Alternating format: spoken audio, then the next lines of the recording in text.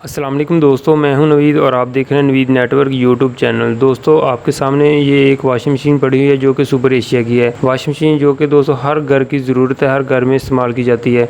तो आज ये वॉशिंग मशीन जो है वर्क नहीं कर रही, तो मैंने कोशिश की है कि आज ख़ुद ही इसको ठीक करूं। तो इसका जो टाइमर है वो ख़राब हो चुका है, तो आज हम उसको ठीक करेंगे। अगर वो ठीक ना हो सका तो फिर हम उस टाइमर को चेंज करेंगे। तो मैंने सोचा कि चले आज की वीडियो आपके साथ शेयर करता हूं। तो अभी दोस्तों वीडियो को शुरू करने से पहले आपसे गुजारिश है कि अगर आपने हमारा चैनल सब्सक्राइब नहीं किया तो उसको सब्सक्राइब ज़रूर कर दीजिएगा। वीडियो पसंद आए तो उसको लाइक ज़रूर कीजिएगा। तो बिना देर किए दोस्तों वीडियो को शुरू करते हैं। अभी दोस्तों आप देख सकते हैं यहाँ पर ये टाइमर जो है हम इसको क्लॉकवाइज घुमाते हैं, तो जैसे ही हम इसका चक्कर पूरा करते हैं तो ये वापस अपनी जगह पर आ जाता है और वॉशिंग मशीन को ऑन करता है, लेकिन फ़ौरन उसको ऑफ कर देता है। तो ये आप देख सकते हैं इसके अंदर जो स्प्रिंग लगा हुआ है वो या तो वो ख़राब हो चुका है और या फिर इसके अंदर जो इसके पॉइंट लगे होते हैं वो ख़राब हो चुके हैं। अभी हम इसको खोलते हैं और खोल कर आपको बताते हैं कि इसके अंदर कौन सा मसला पेश आया है।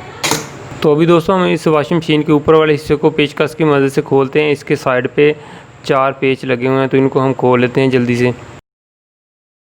दोस्तों पेज खोलने के बाद इसका ऊपर वाला हिस्सा साइड पे कर लेते हैं। तो अभी यहाँ पर आप देख सकते हैं इसके अंदर टाइमर और बटन जो है मौजूद हैं। तो अभी हम इस टाइमर को खोलते हैं, तो इसके साइड पे 2 स्क्रू लगे हुए हैं, तो इनको हम खोलने के बाद इसको बाहर निकाल लेते हैं। टाइमर को दोस्तों हमने खोल कर बाहर निकाल लिया, ये आप देख सकते हैं यहाँ पर। इसके अंदर से दोस्तों एक पतरी टूट चुकी है और उसका स्प्रिंग जो है वो भी लूज़ हो चुका है। अभी दोस्तों हम इसके साथ बटन लगाते हैं, अभी हम फिर इसको दोबारा चेक करते हैं।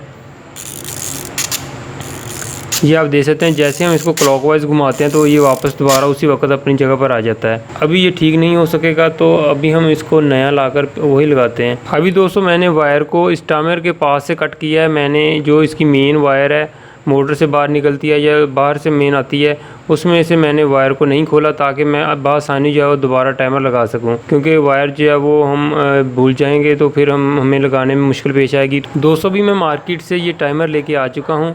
ये आपके सामने ये मुझे 170 रुपये का मिला है। जो इस टाइमर के साथ वायर के कलर हैं वही इस नए वाले टाइमर के साथ वायर के कलर मौजूद हैं। तो अभी हम सेम उसी तरह इस टाइमर के कनेक्शन कर देंगे पहले वाली वायर के साथ। तो अभी मैं बटन को क्लॉकवाइज घुमाता हूँ, तो ये आप देख सकते हैं ये टाइमर इस तरह से वर्क करता है। ये मोटर को क्लॉकवाइज और एंटी क्लॉकवाइज घुमाने में मदद करता है। और इसके अलावा दोस्तों मैं ये कनेक्टर लेके आया हूँ। मैंने वायर को इस कनेक्टर की मदद से ज्वाइन लगाने हैं। अभी आप यहाँ पर देख सकते हैं जो हमने पहले ऑलरेडी टाइमर को उतारा था उसके साथ सेम वही कलर की वायर नए वाले टाइमर के साथ हैं। अभी दोस्तों यहाँ पर जो टाइमर के साथ वायर लगी थी वो 6 थी, तो अभी हम जो कनेक्टर लेके आए हैं उनमें से 6 पॉइंट जो है वो कट कर लेते हैं। तो जो टाइमर के साथ वायर लगी हुई है उसको भी हम हाफ़ कर लेते हैं क्योंकि उसकी लेंथ ज़्यादा है। अभी दोस्तों सबसे पहले हम टाइमर की वायर को इस कनेक्टर के हर पॉइंट के अंदर एक एक करके लगा देते हैं। लगाने के बाद हम टेस्टर की मदद से इसके अंदर जो पेच लगा उसको टाइट कर देते हैं। दूसरे वाले मैंने जॉइंट इसलिए नहीं लगाया, मुझे वो पसंद नहीं है, मैं कनेक्टर यूज़ करता हूँ, तो इससे कनेक्शन जो है बआसानी हो जाते हैं।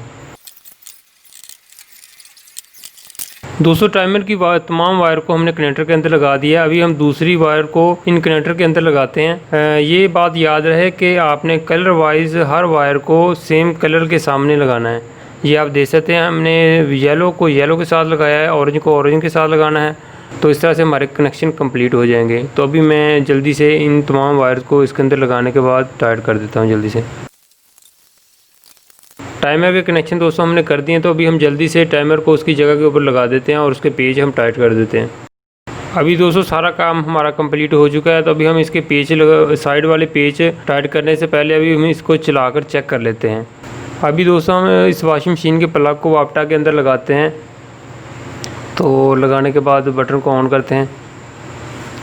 देख सकते हैं वॉशिंग मशीन के ऊपर जो रेड कलर की लाइट है पावर की वो ऑन हो चुकी है, और बटन को ऑन करते हैं और टाइमर के बटन को भी अभी हम ऑन करते हैं। तो यहाँ पर आप देख सकते हैं वॉशिंग मशीन ऑन हो चुकी है और अभी ये एंटी क्लॉकवाइज वर्क कर रही थी, तो अभी ये क्लॉकवाइज वर्क कर रही है।